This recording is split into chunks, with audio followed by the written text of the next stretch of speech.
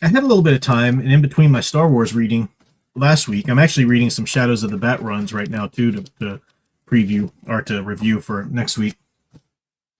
But I went ahead and I realized that there was when I was going through Legends of the Dark Knight, somehow, again, me, dyscalculia, I skipped over um, 3 issues in my numbering because I was going back and looking at my reviews and because I've been going issue by issue through the Legend of the Dark Knight run, from where it started in the 90s there, and really enjoying it for the most part.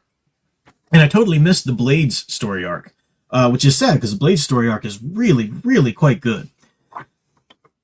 This is I'll show you a cover there that has the characters. This is part 3 of it. So it's a 3-issue arc in Legends of the Dark Knight. And James Robinson is the writer. James Robinson has done some great stuff, Batman, Superman related stuff. And it's Tim Sale. Tim Sale's art here, a little bit more of a subdued Tim Sale. Tim Sale, it's still you can still see it's very much his art style, but he's not being quite as stylized as he is in Long Halloween or some of his stuff with Jeff Loeb. But it's still, you can easily see that it's still Tim Sale's art, and it's great art. It's great art. I love Tim Sale as an artist. So it's good stuff here. Now, this basic story arc, I'm going to try to give you the gist of why I loved it so much, but try not to spoil it for you. There was a Batman villain back in the day called the Cavalier, and he was kind of like a typical, stereotypical old style Batman villain. Very much, he could have been like on the Batman 66 show. That was the kind of style of villain he was. I don't think he never was on the Batman 66 show. But just another sort of, Batman's got a great rogues gallery, and a lot of them came from the sort of a gimmicky origin. What would be a cool, clever, kind of fun, oh, what about a guy who calls himself the Cavalier and uses a sword or whatever, and that was kind of where the character, I think he only showed up 2 or 3 times. And he was just sort of a serviceable little villain to throw in. Well, I don't know if it was James Robinson's idea or not, but somebody had the idea, and James Robinson wrote it and executed it so brilliantly, to bring back this idea of the Cavalier. Now, this is a different Cavalier. He's not the same secret identity or whatever as the Cavalier villain was. He starts out as another vigilante, as another crime fighter, wanting to help Batman. You find out in some of his interiority text caption boxes or whatever that he's an actual he's a film stuntman, and he's trying to get some publicity. And at first he thinks, if I do some, I use his great prowess, his physical prowess, and his fencing abilities and whatnot, and he doesn't kill with the sword.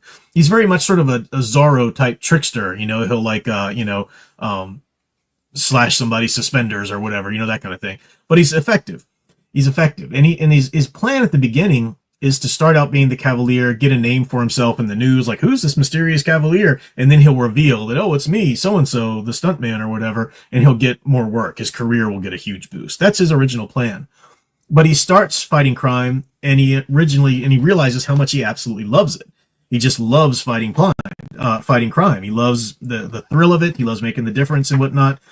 And Batman is, at the time, Batman's pretty preoccupied with this other this other villain, this murderer who's going after older people, killing off the elderly, with the stated purpose of population control, and these people are so old, they need to make room for other people, horrible, right?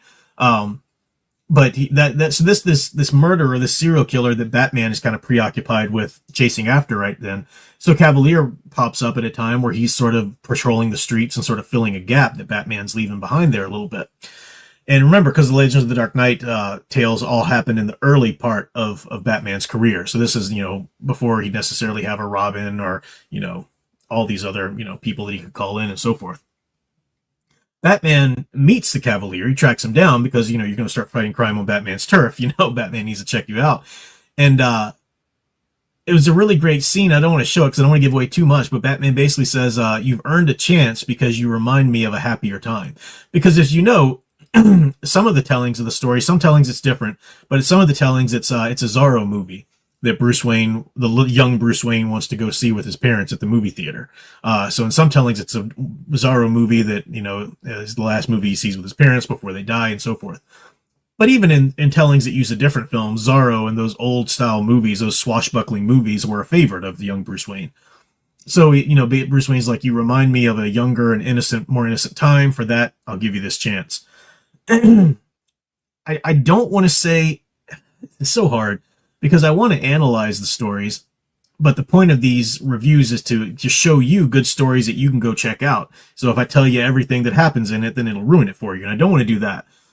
So I will say that what happens with the Cavalier, his story arc, is a really cool juxtaposition of Batman and Batman's trajectory going into his heroism.